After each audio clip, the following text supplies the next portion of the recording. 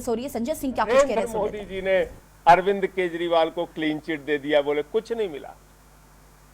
आज कर क्या रही है भारतीय जनता पार्टी? इनसे जो काम नहीं हो पा रहा है उसके कारण से इनको पेट में दर्द है। कैसे सत्येंद्र जैन मोहल्ला क्लिनिक बना सकते हैं? कैसे सत्येंद्र जैन के मोहल्ला क्लिनिक के मॉडल की चर्चा अमेरिका के न्यूयॉर्क टाइम्स में हो रही है? कैसे सत्येंद्र जैन के स्वास्थ्य मॉडल की लोकप्रियता पूरे हिंदुस्तान में बढ़ रही है?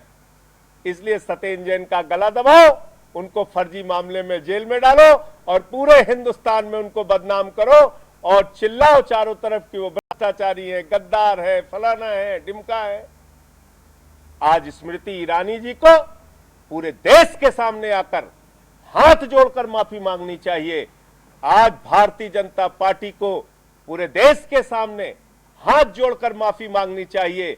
और एक मंत्री जिस पर न तो कोई एफआईआर है न कोई शिकायत है, ऐसे मंत्री को आपने 10 दिन जबरदस्ती ईडी के बिग बॉस के घर में जबरदस्ती करके उनको रखने का जो काम किया है, इसके लिए पूरी की पूरी भारतीय जनता पार्टी और जिन लोगों ने भी सत्येंद्र जैन के खिलाफ ऊट पटांग टिप्पणी की है उनको माफी मांगनी चाहिए। दूसरी बात, एक मामला और था सर्विसेज से जुड़ा हुआ, सीबीआई ने उसकी जांच की इन्हीं सत्येंद्र जैन के खिलाफ और उनके परिवार को भी उस जांच में घसीटा गया, उनको भी अपमानित किया गया।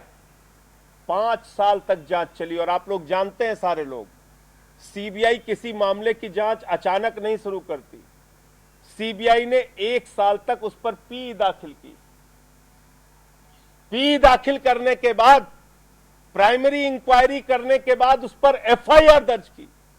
इस मामले में तो एफआईआर भी दर्ज नहीं है, लेकिन सीबीआई ने एफआईआर दर्ज की 2018 में और 4 साल के बाद कह दिया साहब कुछ नहीं निकला, सत्येंद्र जैन क्लीन चिट।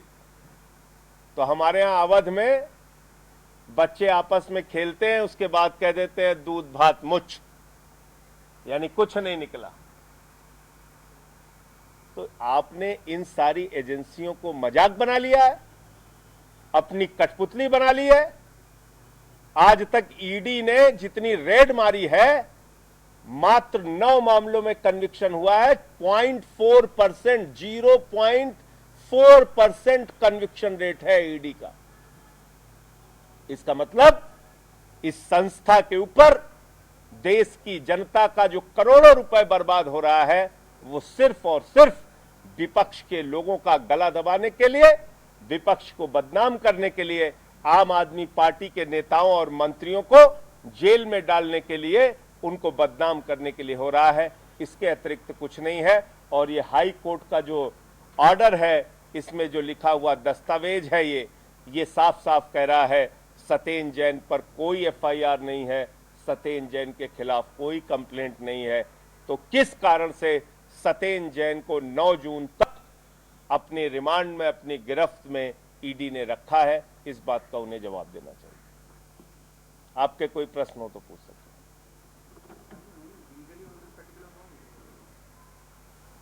देखो, जब मामला कोर्ट में है तो जो कुछ भी हम लोग करेंगे लीगली ही करेंगे। लेकिन कल जब हमने कहा कि भाई आप, और लोअर कोर्ट का ऑर्डर था कि वकील साथ में रहेगा, पूछताछ के दौरान दूर बैठ के देखता रहेगा, तो उसके खिलाफ हाईकोर्ट गए। बोले नहीं साहब, हमें तो कुछ प्रताड़ना देनी है, इसलिए अलग पूछताछ करना है, जो भी उनका तर्क रहा हो। तो एक्यूज के लिए वकील मिलता है, वो ऑर्डर में भी था। तो हाईकोर्ट में इन्होंने कहा कि साहब वो तो एक्यूज है ही नहीं, सत्येंद्र जैन आरोपी नहीं है साहब। ये मैं नहीं कह रहा हूं, ईडी कह रही है। उनके खिलाफ कोई आरोप नहीं है साहब, कोई एफआईआर नहीं है, उनके खिलाफ कोई कंप्लेंट नहीं है। तो क्यों बुलाया भैया, क्यों बुलाया? जो व्यक्ति आरोपी नहीं, जो व्यक्ति जिसके खिलाफ एफआईआर नहीं, जिसके खिलाफ कोई शिकायत नहीं, उसको आप भ्रष्टाचारी, देश का गद्दार, पता नहीं क्या क्या बक्के जा रहे हो।